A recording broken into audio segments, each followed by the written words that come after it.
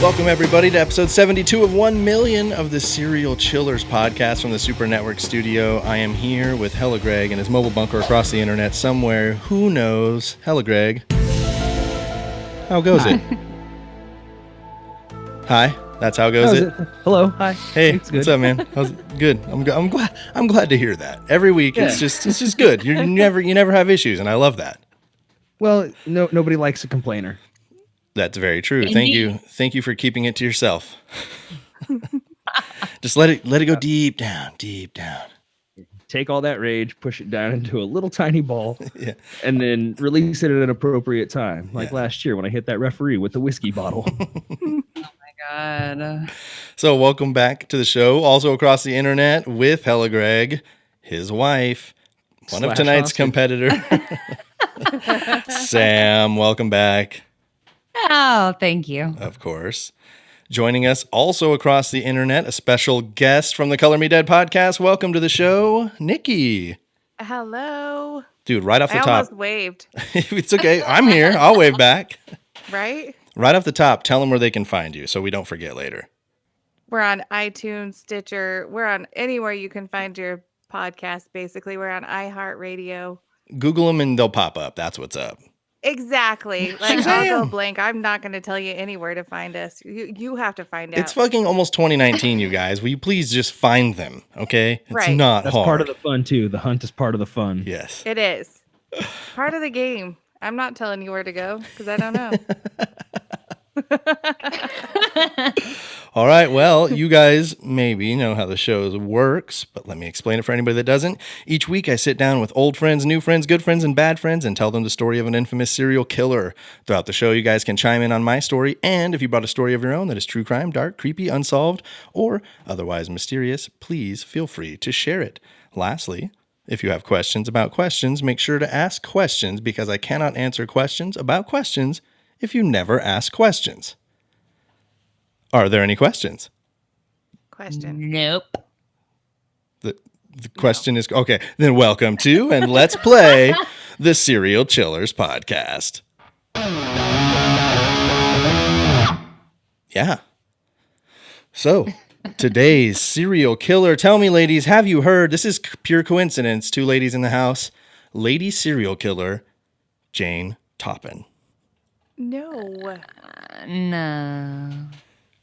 Yes. Damn it. It always makes it more fun when they're like, fuck, I have no idea who that is. I know. I was hoping that it was somebody I knew so much, but it's not. I also feel like it's one of those stories that as you go on, you might be like, ooh. It's kind of one of those stories when I started it, I was like, man, I've never heard of this lady, and got into it a little bit and was like, wait a second. So hang tight. They've made movies about it. Maybe. All right, so we'll go verbal answers tonight, you guys. You can switch off if you'd like. Whatever. Nobody wins anything. Question number 1. In what year is Jane Toppan born?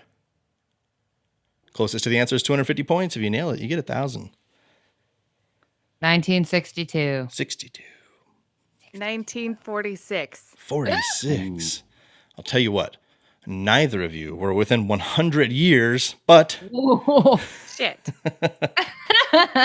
No, actually, Nikki, you were just within 100 years, and you'll get the 250 points because she was born in 1857. So close. Yeah. Yet so... Oh. It's like when somebody goes to the showcase on The Price is Right by throwing out $1. Yep. Right. Hey, So a win. close. A win is a win. That's Right. what I'm. Any way So you can get it. we're starting out. Nikki's got a 250 to nothing lead. We've got 13 questions tonight. Plenty of time. Sorry, I got a little frog in my throat there. The word time was hard for me tonight. So we have no exact birth date, but not completely surprised for 1857. It did, it's savage times, you guys. Okay. She was born in, her name was Honora Kelly to Peter and Bridget Kelly. Little is known about Bridget Kelly other than that she died of consumption when Honora was young. Consumption, in case you didn't know, is pretty much TB. Like she died of TB because it just consumes you. You don't eat or drink and you just die. So because I've seen that in like I don't know, Moulin Rouge. video games, stories, Old West stuff, and I'm just like, what the fuck is consumption? What consumed them? But tuberculosis consumed them, and that makes sense. She died of consumption. Yeah, Greg, you're correct. The Old West, it's a less common term used, more modern. Doesn't get used very much anymore. They figured out what it was and they named it. Yep. So tuberculosis. While little background information is known about Peter Kelly, he was said to be a chronic drunk. He was a violent asshole. He would beat the kids. He'd beat the wife before she died of consumption. I would hope not while she was dying of consumption, but he's also the... Or after, for that matter. Yeah, that's true. You took it there. He's also subject to some colorful legends.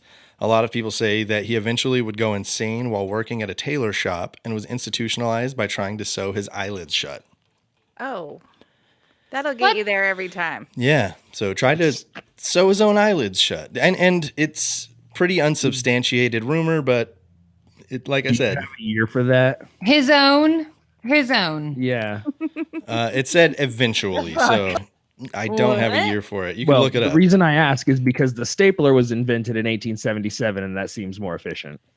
Well, No. Yeah, but a tailor- Shit. Have you ever tried to wax your own legs? Jesus fucking Christ. Once. That's a bunch of bullshit. but a tailor doesn't use a stapler. He uses thread and needle. Fair enough. Yeah. Well, at least a good tailor does. Yeah. So Awful. he's No. maybe at least the subject of urban legend or a fucking jump rope rhyme. Can you imagine that? Like, Mm. so later an alleged cousin reported that Honora had an older sister, Nellie, who went violently insane in her 20s and had to be also institutionalized. It is said that prior to her sister was a family servant and would eventually turn to prostitution to survive. So her sister led a very rough life, which we'll see Honora will. Also, you'll notice that we haven't started calling her Jane yet. She's going to get a name change. 1863, at the age of 6 in February, Peter Kelly begged the Boston Female Asylum to take his two youngest daughters, 6-year-old Honora and 8-year-old Delia Josephine. When the board examined the shabby dress and poor hygiene of the young girls, it was decided that these children had been subject to neglect and possible abuse. The dramatization on this in one of the documentaries that I watched is pretty entertaining. It was just like this hick hillbilly looking guy with two very downtrodden, no-shoed, brown-foot children being walked in, and he's like slapping at him on the way in. He's like, "I don't need to calm down. You take these girls." And so I can only imagine that wasn't actual footage. It was a dramatic reenactment. yeah, that's No way. Yeah, they weren't filming it in. They didn't have security cameras in 1864. I just wanted to make sure that it was a dramatic reenactment, and it was probably done way over the. Some guy was standing there in the Right, back right. with a giant box and his hand on a crank going. It's perfect. Totally inconspicuous. Yep, it was under one of those sheets. It was perfect. So the asylum would take a look at the girls, obviously see that they're in some trouble, and decide that they would be able to stay at the asylum. They unanimously vote on it. So in 1864, 7-year-old Honora was taken by Mrs. Anne C. Toppan from the Boston Female Asylum. This is going to be question number 2. What type of life was she fostered into? Was it A, wealth, B, abuse, C, love, or D, indentured servitude? Wealth, abuse, love, or indentured servitude? I'm going with B. Abuse. I'm going to go with servitude. Sam says servitude and ties the game up. Oh, what? Oh. Because yes, Miss Toppan had a daughter nearly the same age as Honora, so decided to bring her in as a foster child herself. But she didn't really treat the daughter with much love, as she was just she was never really abused, but she was part of the house crew. She was there as a servant. She didn't get paid. She got paid with a roof over her head, I suppose.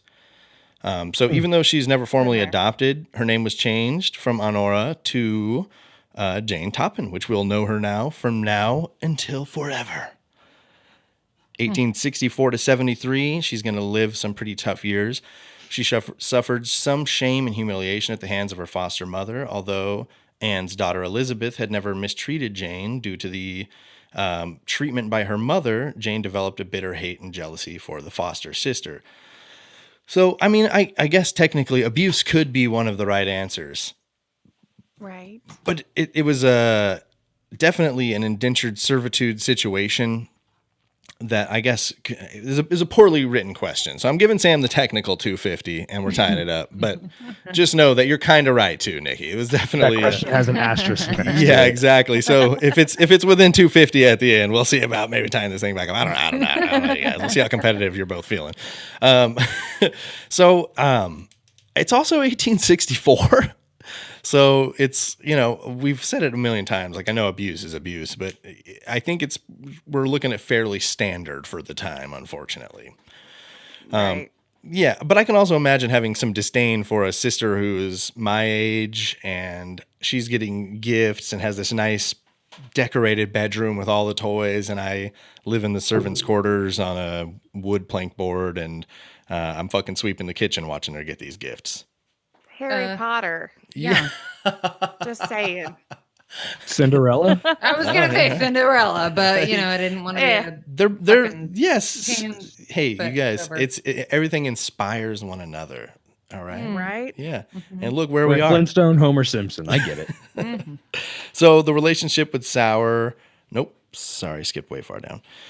I was going to say, it seems like a pretty bitter relationship already. Yeah, for sure. Very sour. Okay, so most of all, Jane envied the fact that she knew Elizabeth would eventually get married one day, and she probably would not.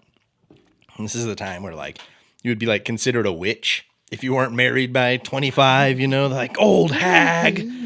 And little does she know how lucky she might have been, So, according to unsubstantiated love stories, Jane was once courted by a Lowell office worker who even gave her an engagement ring engraved with the image of a bird.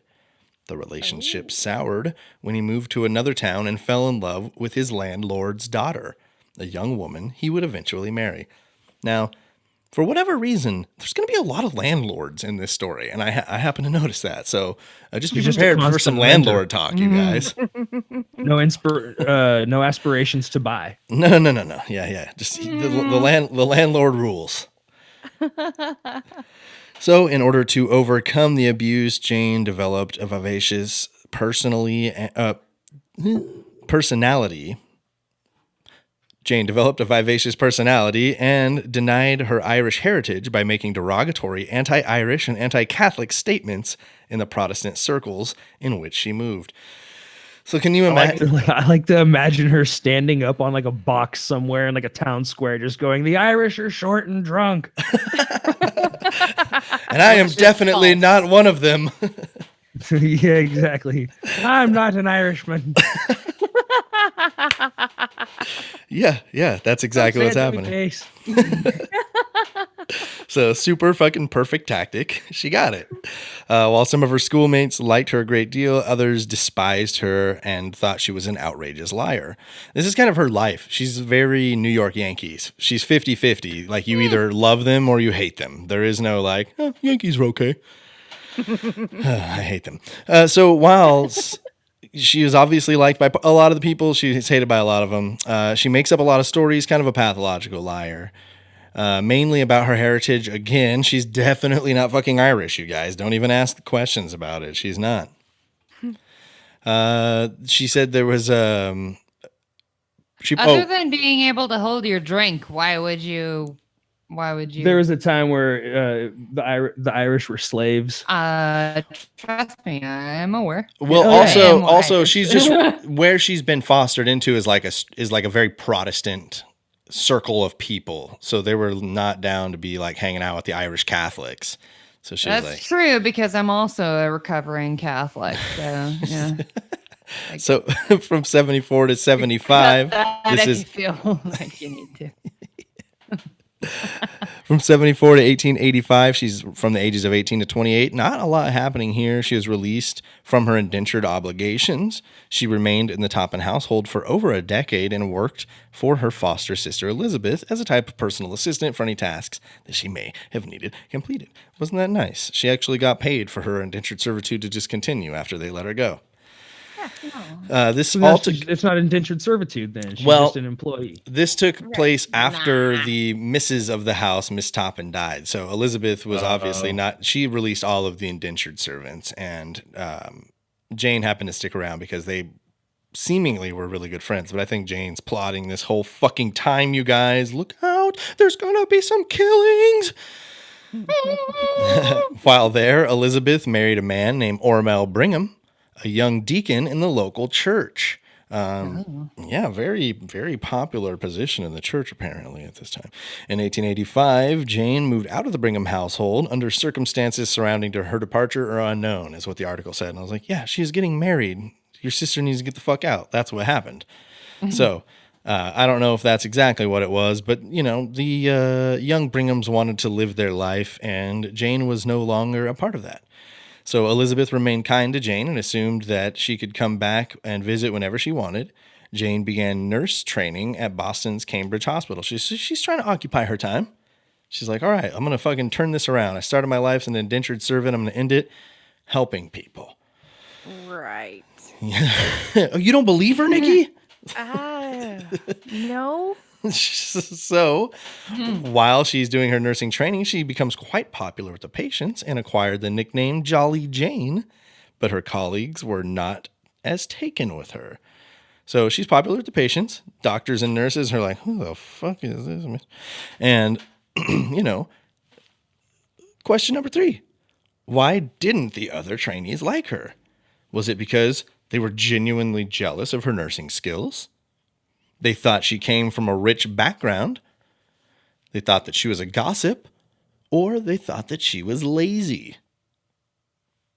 Jealous of those skills, rich background, gossip, or lazy. Shit. Right. I'm stumped now because stealing drugs wasn't an option. That That was my It's always an thought. option. That's what I would do. Always an option. Well, Can it we hear wasn't in the them question. again, please?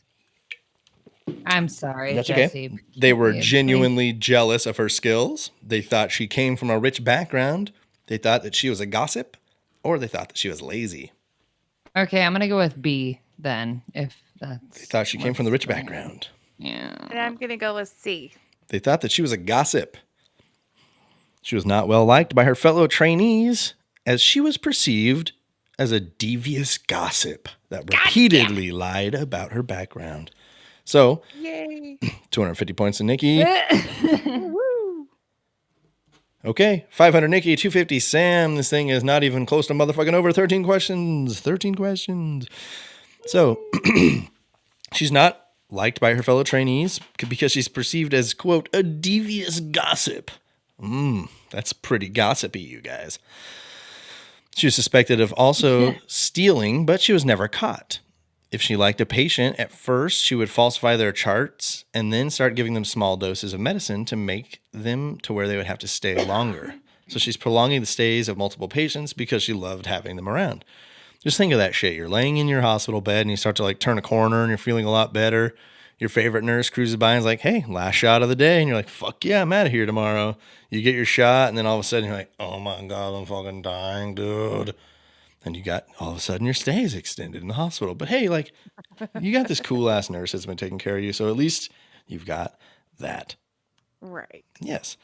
So she began conducting what she would call, quote, scientific experiments on her patients, in which she would alternate different doses of morphine and atropine to examine the effects on patients.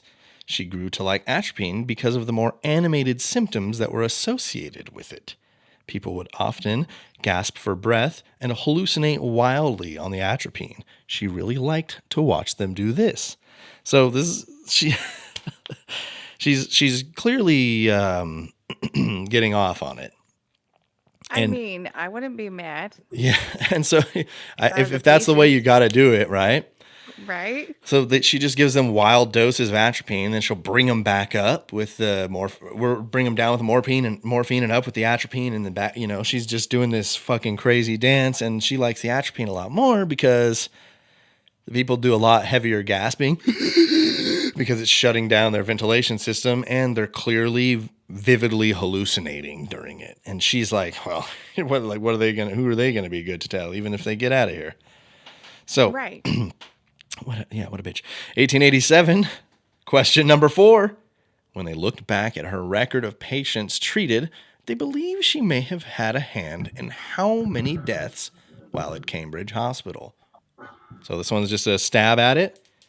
They're looking back. They were definitely not suspecting her of crimes at this time, at least not these crimes. So there's not a lot of really close records on what she was doing, but they suspect this many by looking at her history. What number is that? 24. 14.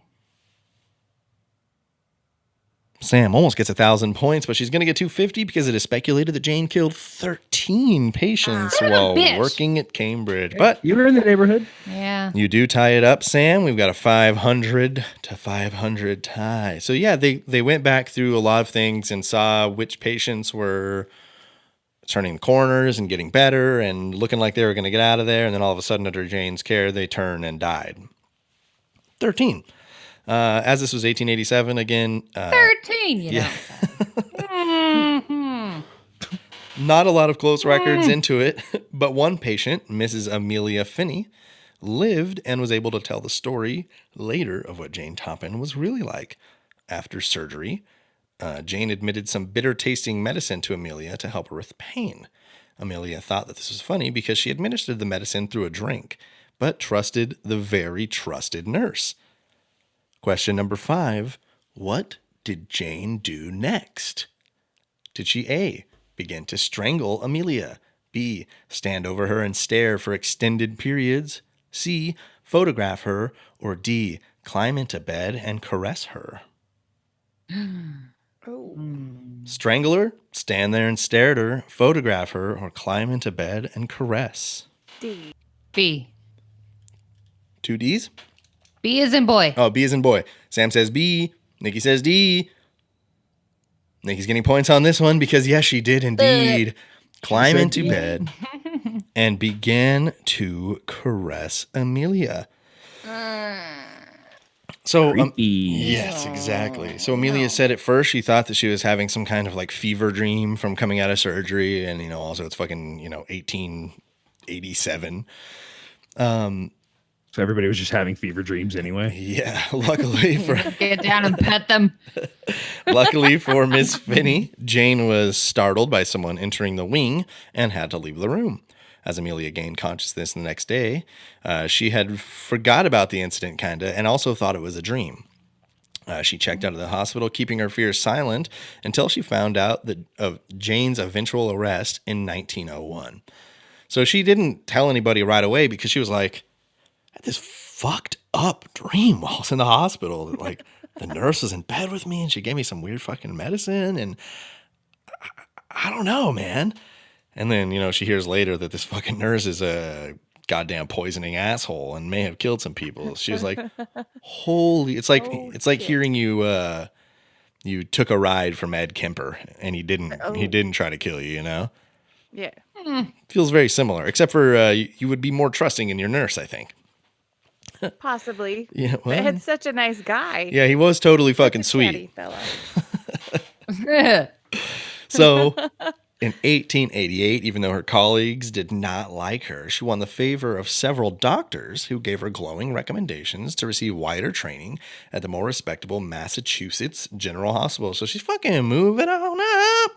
Moving on up. Yeah. She's a fucking weirdo, straight poisoning people. Her closest coworkers didn't trust her. One patient left the hospital with a nightmare sequence of her, but she convinced doctors to give her glowing recommendations. So, yeah, good People for her. fucking suck.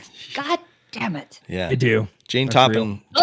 Pretty much, nobody who's ever been the subject of this show has not sucked. It turns out. Right. Yeah, well, the general public kind of blows Fuck faces all around.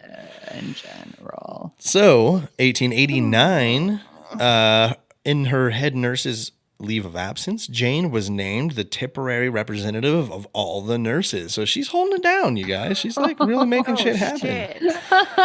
Again, colleagues are going to dislike her and suspected that she was using blatant disregard for the dosages of medication that she was giving her patients. Quite a few patients doing her own experiments. She knows. Yeah. Right.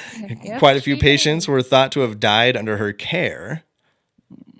Question number 6. In the summer of 1899, she's going to be relieved of her duty. For what reason? A. There are drugs missing and unaccounted for. B. She was fraternizing with patients. C. She left the ward alone without having permission. Or D. She was late too many times. Missing drugs? Missing drugs. Okay. B, as in boy. Fraternizing with patients. Yes. Nobody's scoring on this one because she would lose this job because as her important role as the head nurse, she just took off. She just bounced one day and was like, you know what? She got stressed out and decided I can't do it. And as the representative nurse supervisor, just dipped completely. So she wasn't a drug using slut then? I don't know that that's the case. That's just not the reason she was fired right now. Oh, okay. Bullshit. I feel like she, in the limited capacity that I know her, she's one of those people who does like almost absolutely nothing at work and then goes, oh my God, if I was gone, this place would just fall apart. I should show them what it's like. And then she leaves and all of a sudden it's amazing. Like, yes. And then she dipped and the place was like, well, you fell apart because you're the only nurse and it's 1899. So, She leaves and everybody's like, do you remember Jane? They're like, no. They're like, me neither. So Yeah. Who's there was Jane? someone here named Jane. Yeah. Jane's not here, man. What are you talking about? Yeah. So in 1890, after a stint as a private nurse, Jane would get to return to the Cambridge hospital. So she gets kicked out of school, but she has her diploma already. It's been signed. She's literally kicked out like on the last day of school because she's a goddamn asshole. And they found out about her leaving her position as the head nurse while she was relieving and still technically in school, but she technically had her diploma at this time. So she got to do a small stint as a private nurse and return to Cambridge Hospital, where she was fired from for leaving her goddamn post. Spring of 1890, she was dismissed from Cambridge Hospital due to the fear that she was administering opiates recklessly. A rumor that, as we know, will always follow her. In the summer of 1890, Jane decided she was going to begin a career as a full-time private nurse because motherfucking ain't nobody hiring her. That's what's happening, I think. Hospitals don't want her around. She's like, I'm private nurse now. That's what I do. Do you need to die? I got you. Legally trained. Rely on the what they people call who hookers? don't know who you are. Well, this is a question? I'm sorry. Yeah. Oh, I was just saying, is that what they called hookers back then? Private nurses? Yeah. Yes. Well, no, those were the Yes. hourly nurses. Oh, I see, yeah. I see. Candy stripers. Yup. In 1891, Jane was regarded as one of the most successful private nurses in Cambridge, even though some of her employers were annoyed at her intricate lies and petty theft. They seemed to tolerate it because, despite it all, she was actually a pretty fucking decent nurse. In her free time, Jane loved to, as one article put it, quote, guzzle beer, tell lies, and spread rumors. Hell yeah. Fucking metal. And I'm all out of beer. So with that, we'll take a short break here. We'll come back. I believe Nikki has a story. You. I do. Yeah. We'll hear that and come back or I'll kill you.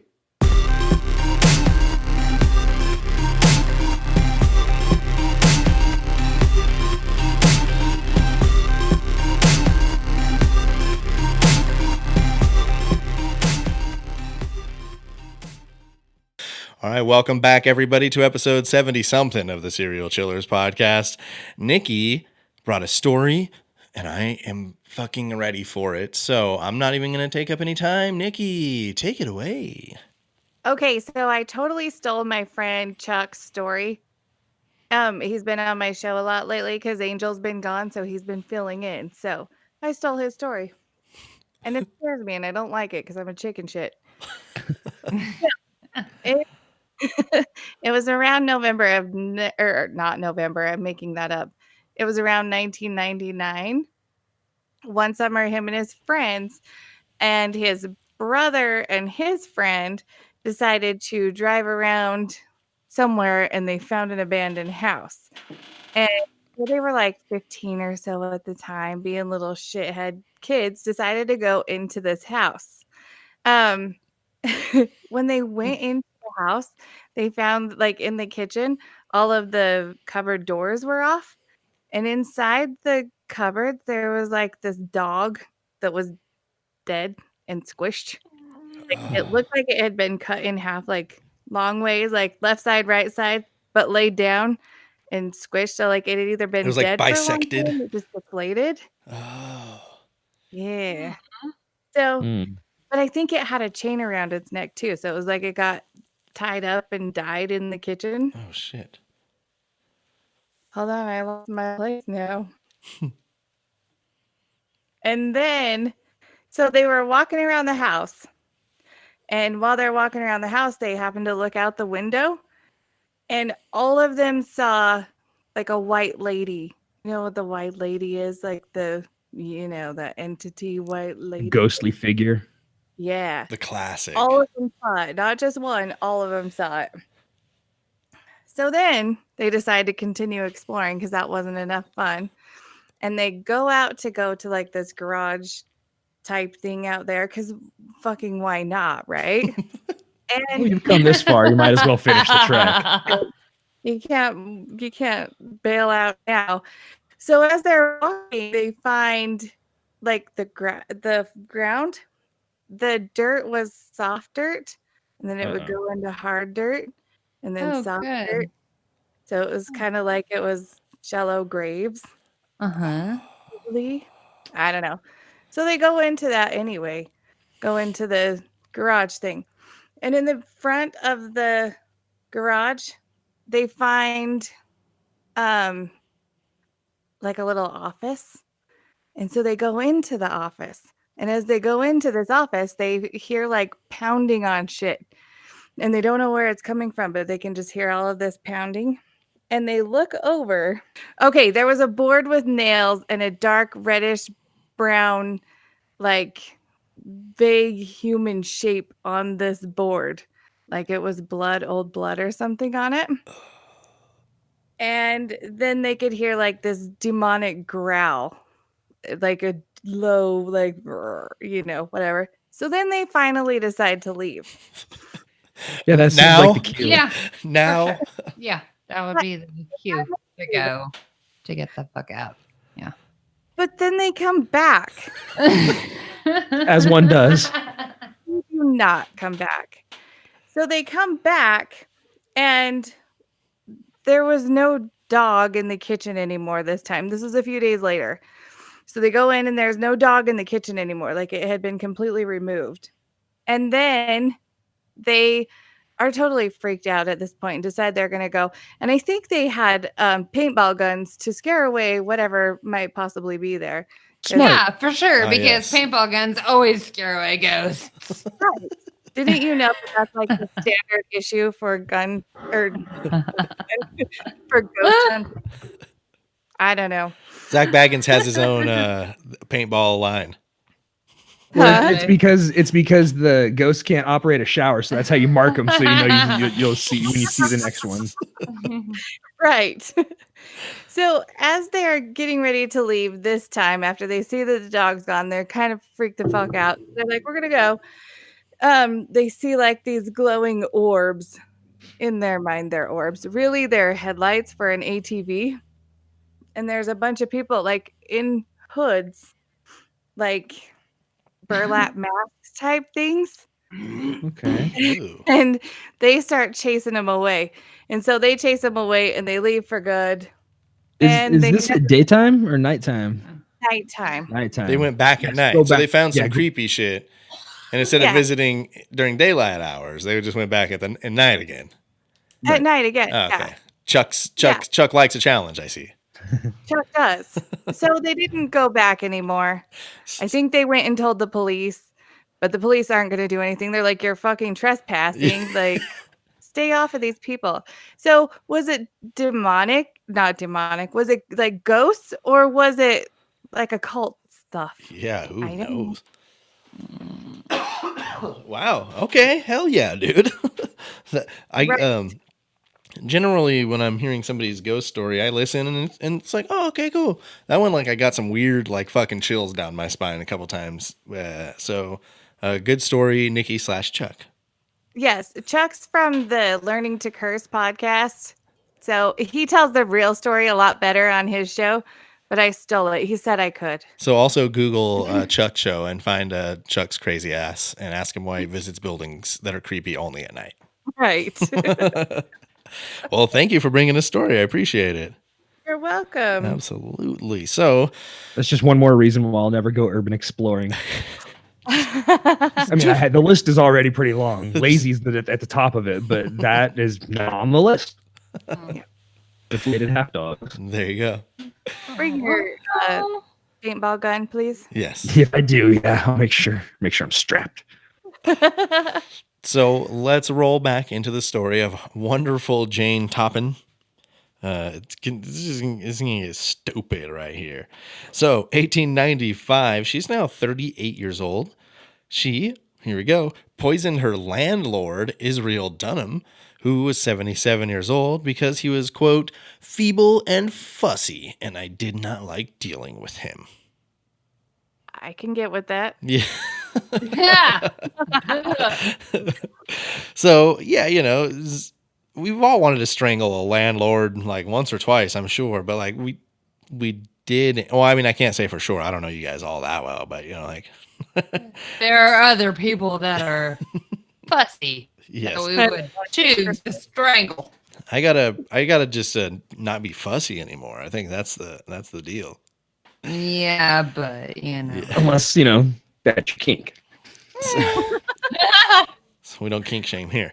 So Jane would then move in with her dead landlord's wife, Lovey. Right? Not suspected at all of the murder, of course. He was 77. It's just it seemed natural. Oh. Yeah. So, question number 7. Jane is eventually going to kill Lovey. While living with her, how long will she wait? This one is open-ended. Someone's going to get 250 points for being the closest. Could be hours, days, week, months, years. I don't know. You guys tell me. So we After have how long of living with her? Yeah, she's going to move in with the now widowed Lovey because she killed her husband, Israel. She's going to live with her. How long does it take to do away with Lovey as well? 8 months. 2 months. Ooh, getting right to the point. Yes.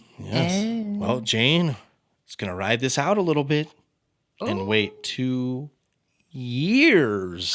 Oh, shit. fuck. So, yeah, Nikki's going to get 250 points. She's playing the long con. Yeah, Shit. exactly. Why not get a little bit out of it, Like, I'll take care of you. Your husband's gone, I'm like, I could be like a replacement, essentially. So I'll hang out here with you for 2 years, and then, like, I don't know, maybe, like, get me in your will or something. I don't know. I'm just spitballing here. Replacement. I don't know about that. Now, equipment is different. So whatever. Different strokes for different folks, they say. Oh my God, I said that the other day. 1897, in the fall, Jane fully gained her trust, and when the time was right, poisoned Lovey Dunham and killed her as well. In August of 1897, Jane's foster sister, Elizabeth Bingham, met her at a vacation home in Cape Cod at Jane's request. This is like a time she said, like, let's get back together and, like, we need to rekindle this relationship. Foster sister, I love you.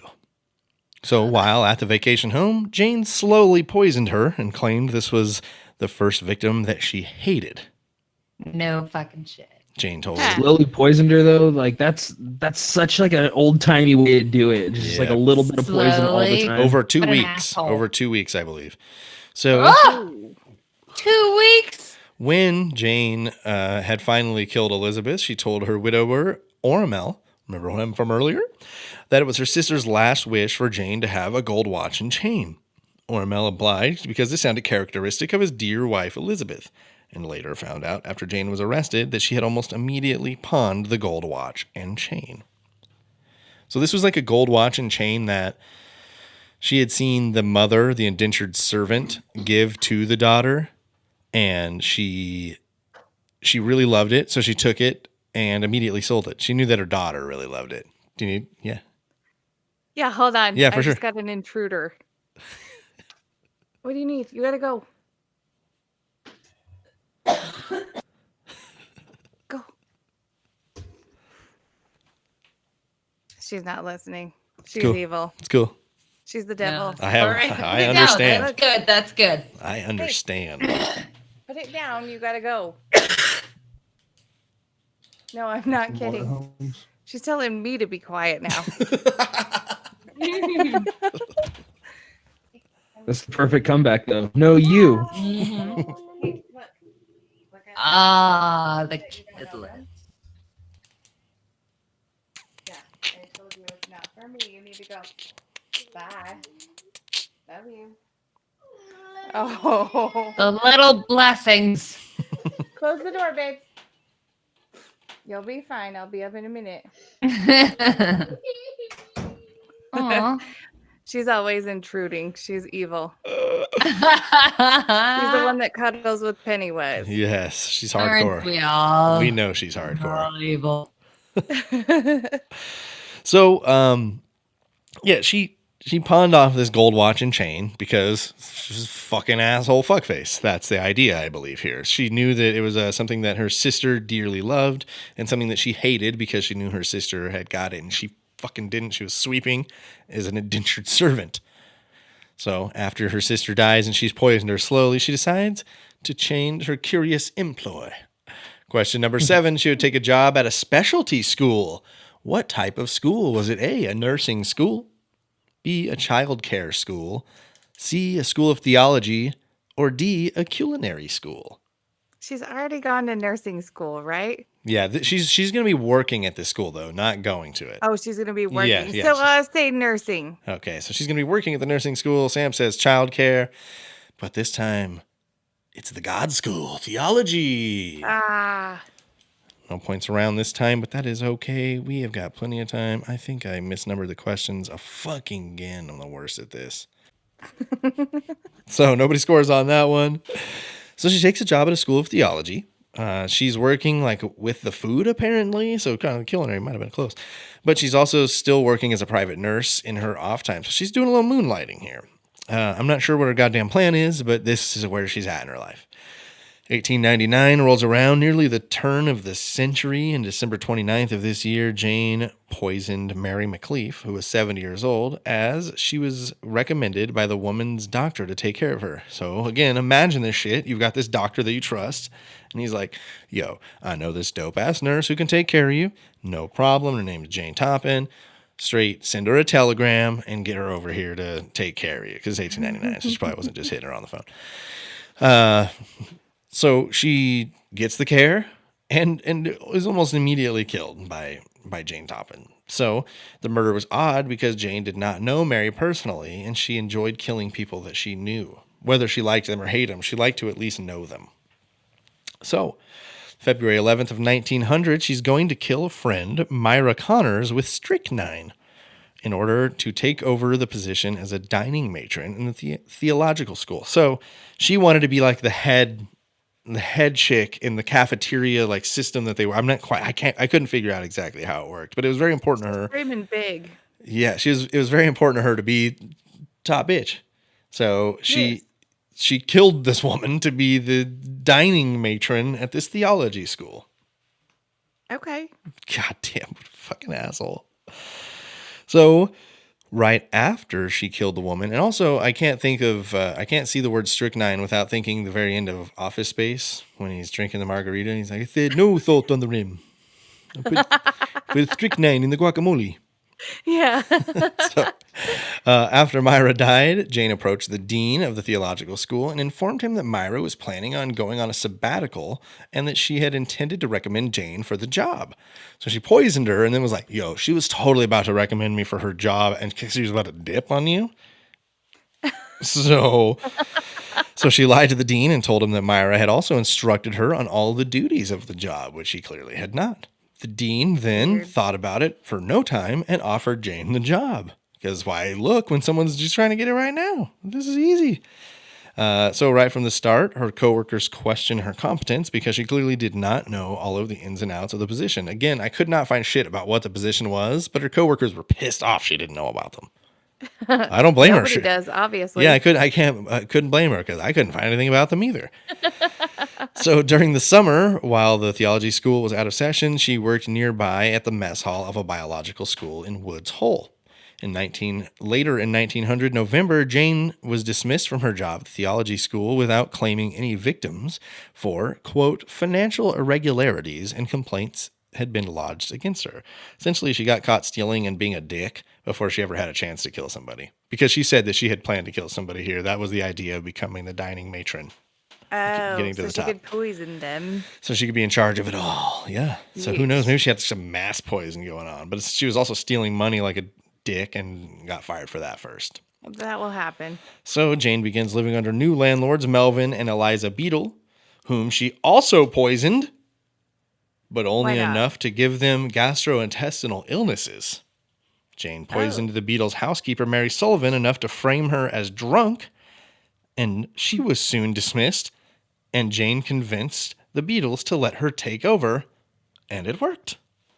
All right. God damn, she's so conniving. It's like, I know.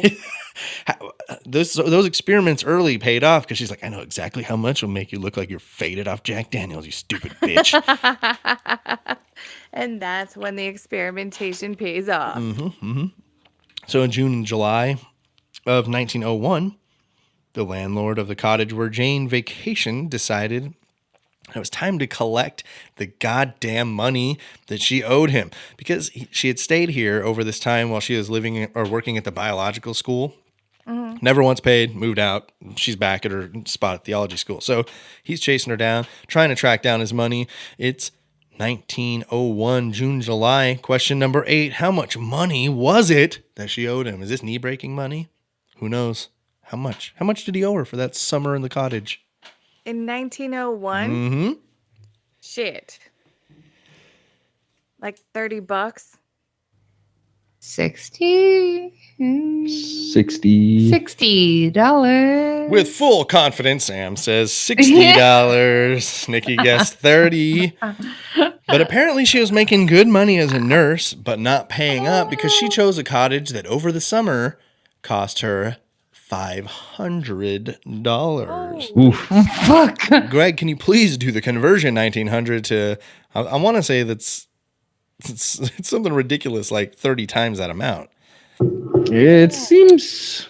So, yeah. 500 to, wait, 1,500? Yes. And from now, I think 500 is the amount she owes them. But I believe there may be some like backed pay involved in this too. But she owes them $500, they feel. Yeah, taxes. And today it's $15,052.68. 18,000. Which isn't like crazy if you think about like some of these like I remember once hearing that Jennifer Aniston rented a beach house that was like 10 grand a day, but she like stayed there for a couple months at a time.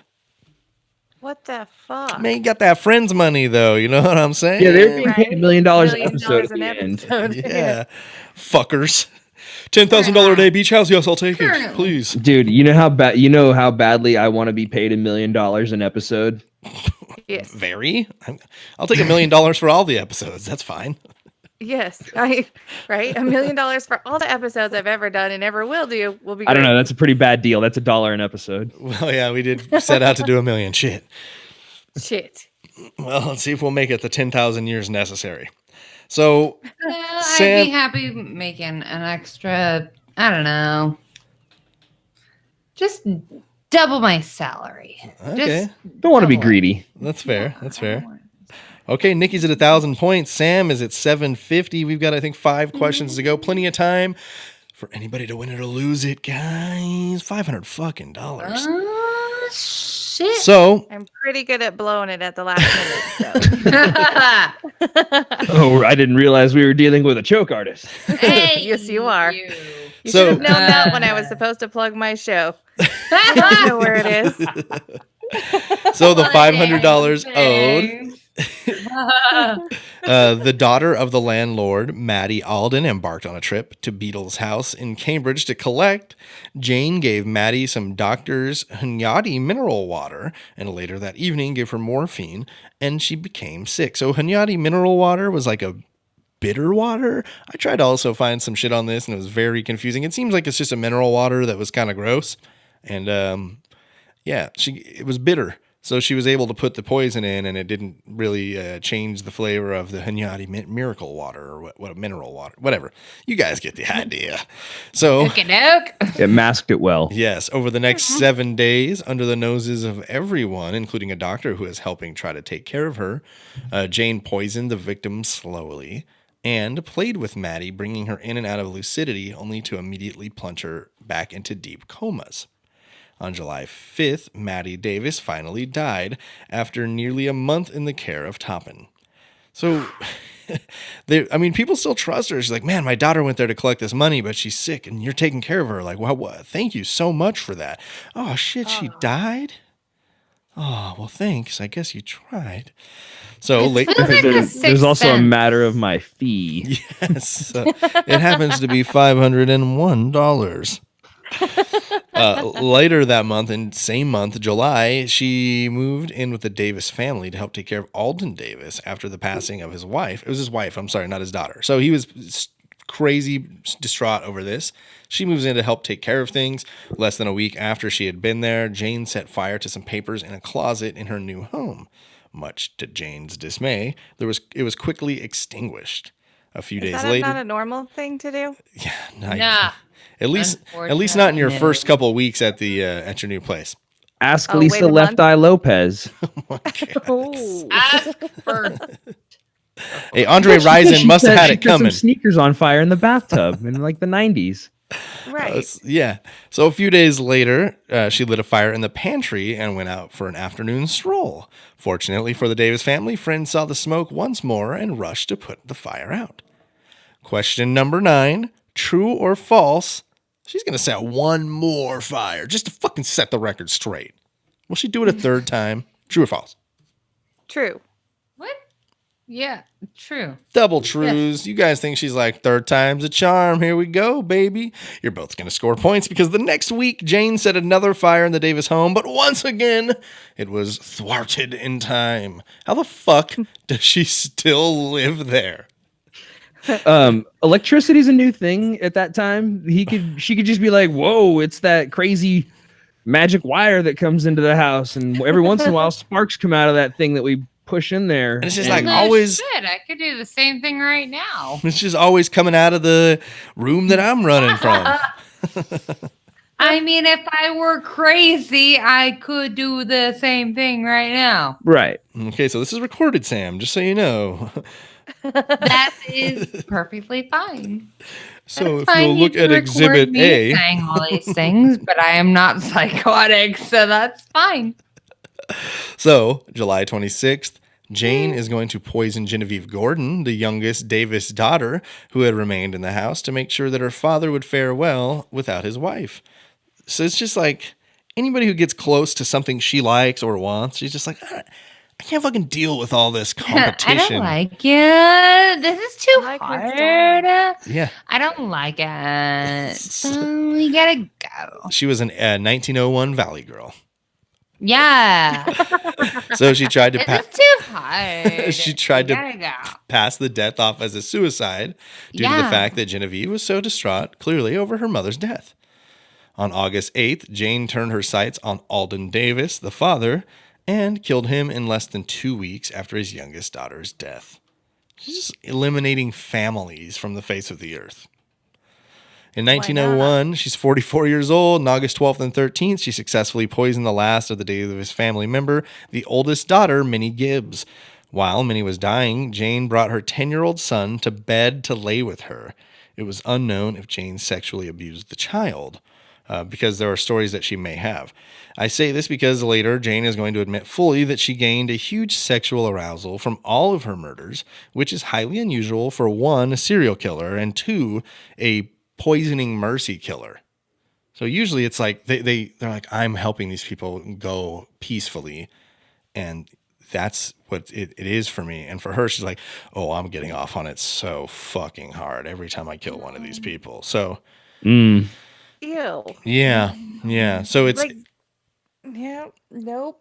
yeah. Which I think I mean I know our stance is we don't kink shame, but I feel like We totally kink shame. you can kink shame if it I'm involves here killing right now, I'm kink motherfuckers. shaming you.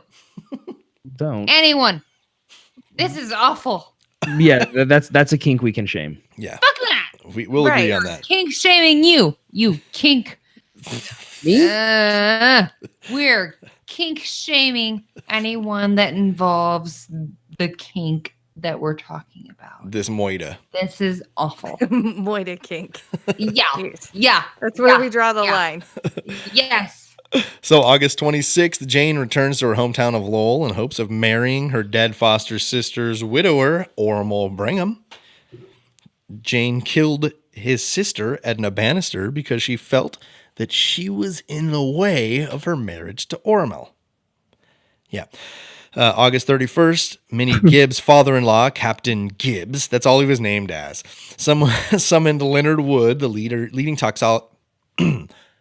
toxicologist in Massachusetts, to exhume the bodies of the Davis family to test his suspicions that they had been poisoned. Jane read about this in a newspaper and worried, but decided not to do anything about it.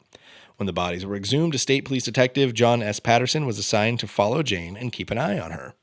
On September 29th of this year, frustrated that all of her attempts to win Ormo were not working, she even poisoned him and nursed him back to health to prove how indispensable she was.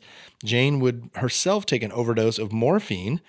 So yeah, she's really fucking trying here because, you know, she's hoping she'll take care of him as repayment for him taking care of her taking care of him. After Jane was back on her feet, Ormo promptly kicked her the fuck out. Jane then traveled to New Hampshire to visit an old friend, Sarah Nichols.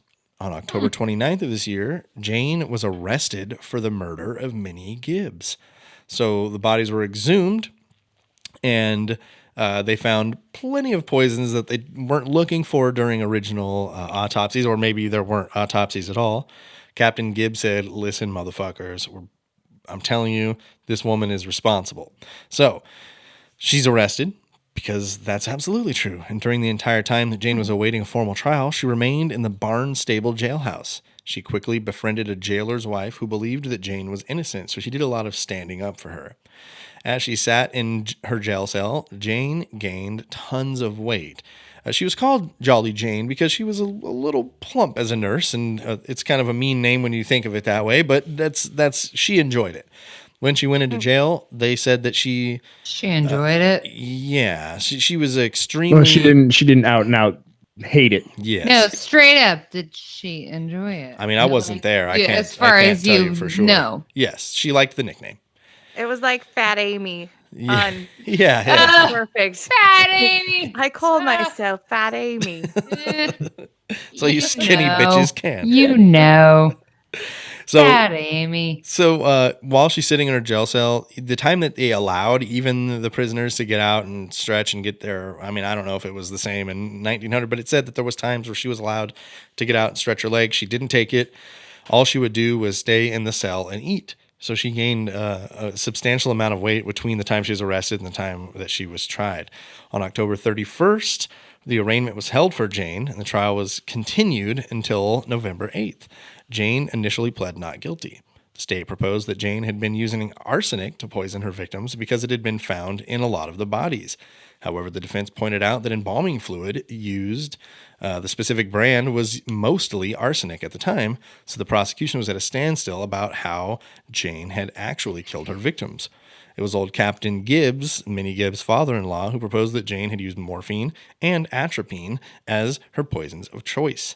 So, of course, they look into these specific drugs and find that those drugs were present in most of the killings or of the victims' bloodstream. So, Captain Gibbs is the story, or is the fucking hero of the day, right? Like, we don't even know about him until he's just like, dig up the family, I'm telling you, on a whim. But his name's Captain Gibbs, so they were like, fuck yeah, let's do this. That's what I was gonna say. His name Yeah. is Captain. Yeah. For the love of God, you Someone listen to the please man. dig them That's up. that's like Charles Manson's dad. His name was Colonel. There you go. Right. Shit. So the trial was continued till November 11th. Prosecution was still no closer to connecting Jane to the victims. An inquisition hearing about the deaths of the Davis girls was held after Jane's hearing, and Captain Gibbs' suspicions were founded. So on November 11th, the trial once again continued again until December 11th.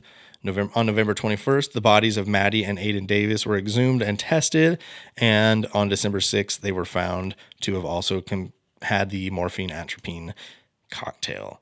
In 1901, December 6th, 23 members of a grand jury assembled to hear Jane's case, and question number 10. At this time, they determined whether she would be charged with how many murders. So how many is she going to be? We know how many there might be. How many they're going to officially charge her with on this one in 1901? Do we have to stab her? Or are you gonna give us stabbing, only stabbing, only. only stabbing? Okay. 27. 27. I think I guessed 26 last time. I'm venturing. Damn. 18, Bob. 18. Jane was officially only charged with 4 counts of murder. What the fuck? Essentially, she's only going to be charged initially now with the murders of the Davis family. So, Yeah, but like, Oh, at that bitch. But at this I don't time like this period, game. it wasn't like a. I don't either. I don't I know. don't either. so we're at 12:50 a pop here, guys. We've got, I believe, 3 questions left. Yep, 3 questions left. Woo! March 31st, papers reported that Jane had undergone a psychiatric evaluation by a panel of experts to determine whether or not she was insane. Cut to question number 11. Yes or no? They found her insane. No. Yes. Nikki says yes and takes the lead because, yes, they determined that she was indeed insane. Jane had admitted that she had an irresistible sexual impulse to kill, and she confessed at this time to 11 murders. Oh.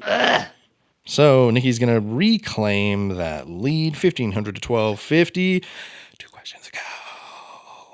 June 23rd, the trial of Jane Toppan will officially begin after all of these fucking continuances. It took less than 8 hours for the entire trial, and the jury only had to deliberate for 20 minutes. 2 minutes. Damn. Wait. And Jane was was found not guilty by reason of insanity and sentenced to Taunton State Hospital for the insane. Jane appeared to be overcome with joy about the verdict because she assumed that she would be able to convince the hospital of her sanity and be set free in just a few months' time. In 1902, it was later discovered that Jane had confessed to her defense lawyer and longtime friend James Stewart Murphy that she had committed many more murders. How many in total did she admit to? So she's admitted to 11 at this point. I'll throw it out there for you guys.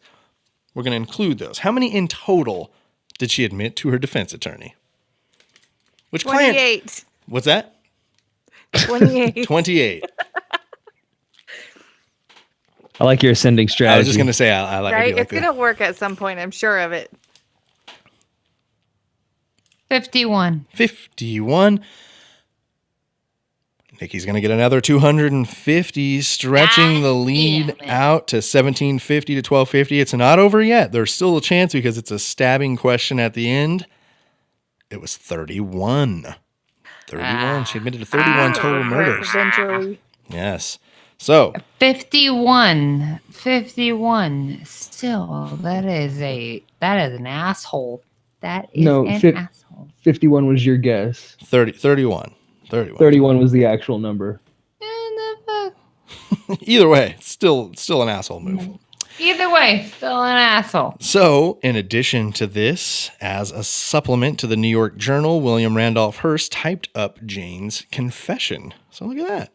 In this document, Jane admitted that she wanted the panel of psychiatrists to find her insane. Upon convincing them of this lie, she felt very smug in knowing that she had outsmarted a panel of, quote, experts.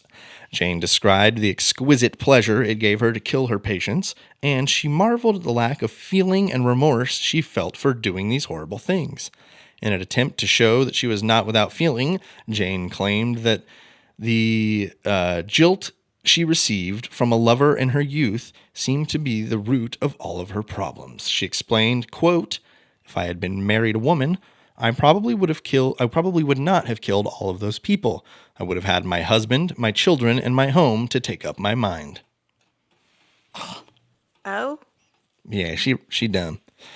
Mm-hmm. Speechless. That's bad. I could see it all running through your head, Nikki. You're just fucking assholes. So, Jane, on June 24th, Jane checked into her new home. Jane's mental state slowly deteriorated. For some time, she refused to eat any of the food at the hospital because, ironically, she thought that it had all been poisoned. Gee, I wonder why. It's like when cheaters accuse their significant other of cheating. Yes. Why? They're So- like, I would do it. Why wouldn't you? I did. Why would exactly, baby? Yes. Why would you not? So as years would pass, Jane becomes a quiet old lady who did not cause any trouble, but knew that she was never going to get out. Question number 13. Sam, you've got to nail it to win.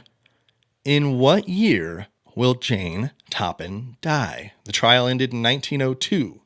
When's she going to die? I totally have to stab right now. It's a stab only Yeah. question anyway. So if you get it 100, Yeah, if you yeah. nail it, you can Okay. win this thing. Okay, I'm going to go with 1925. 1925 Ooh, from Nikki. shit. I was going to say 23. Say 23. It's a different number. Okay, well, I did. I said 23. Sam says 1923.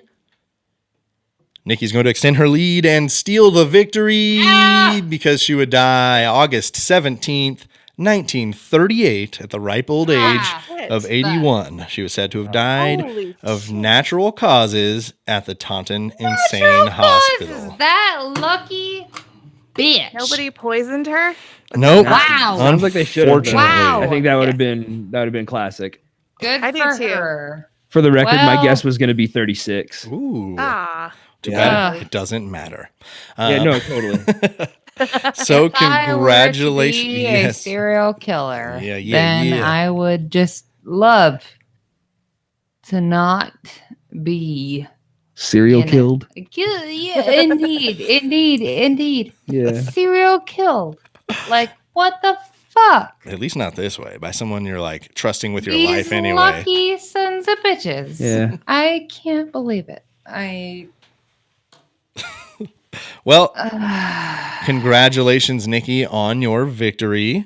Yay! Thank you. Congrats, Nikki. Make sure Yay. everybody goes out there and finds Color Me Dead podcast. It fucking rules and will take up plenty of your time. Plus, if you don't know about them, you've got like 80 plus episodes to go just jump into Yeah. and start from the beginning Go binge. and catch up. We're Go on binge. 83. 83. So holy But shit, we you guys. also have extras. You guys, Lots how of can you extras. lose? So you know how to work the Google machine. If you're binging, whatever, that's fine too. DuckDuckGo. Find them and listen to this goddamn show. It's Binge. Google for the normies, Bing for the people who have no idea what they're doing, or who don't have Google set as their homepage, and DuckDuckGo for all the people like me who don't want Google knowing what they're doing. Word up, son. Word up. Thank you, Sam, for joining us. I appreciate it very much. Thank you for doing it at a reasonable time frame. For sure. I'm glad we can get everybody out of here at a fair time. Yes. Anything you guys would like to throw out there at the end? No, because I don't throw well. Perfect. Your Perfect. cuff. Yeah. I'm too old for that shit. Coordination is just Yes. not on point. No. That's why we No, I can't hit podcast. anything. I know, me too. Hella Greg, anything you want to throw out there at the end? At Hella Greg on all your favorite social medias, and That's it. Good shit, That's all I man. got. Okay. Good shit. I'm gonna throw out some shameless shit Let's hear right it. now. Feel your magic. FEEL. Feel your magic. Go find them. Go find it. Yes. Do it. Go find. There's treasure hunts aplenty in episode 72 of Serial Chillers podcast. treasure hunts aplenty. I'm gonna go shamelessly plug myself right now. That was the idea. Plug, That's what it's plug, for. plug. That sounds Be fun. gross, whatever. I don't Ooh. care. That's what he Ew, said. ew, ew. Yes, plug, plug, plug. So Whatever. thank you so much, Nikki, for taking time and joining us. I love the podcast. Keep doing what you're doing. And we're going to try to get some motherfuckers to listen some more. Right. Thanks for having us on your show. Yeah, Or absolutely. having me. I'm not used to being just me. That's okay. We'll have Angel on when she's back. She got out today. Shit, by yeah, the way. y'all. She's not So- home yet, But we'll get her home yes. and we'll get her on. Yeah. Hell yeah. All right. Well, thank you, Sam. And thank you, of course, hello, Greg. And thank you, everybody, for listening to episode 72 of the Serial Chillers podcast.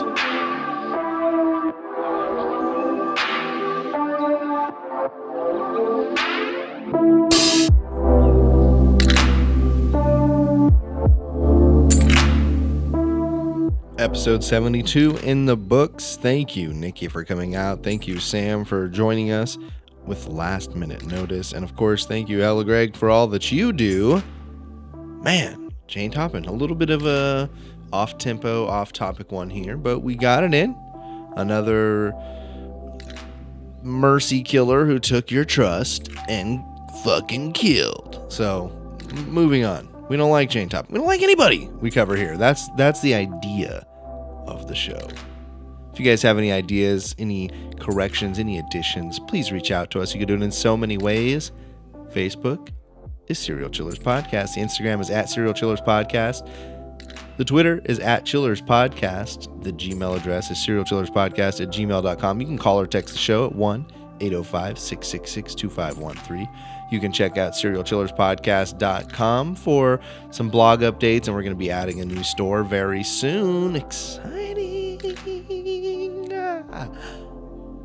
Threadless.com/serialchillerspodcast for all your merchandise needs for now. And of course, patreon.com/serialchillerspodcast, where you can give as little as $1 a month, get a little bit of bonus content, have some fun, help us out in ways that we just can't help ourselves quite yet. Maybe soon. Maybe soon. So again, thank you, Nikki. Thank you, Sam. Thank you, Greg. And thank you, everybody, for listening to episode 72 of the Serial Chillers podcast. And remember, don't talk to strangers.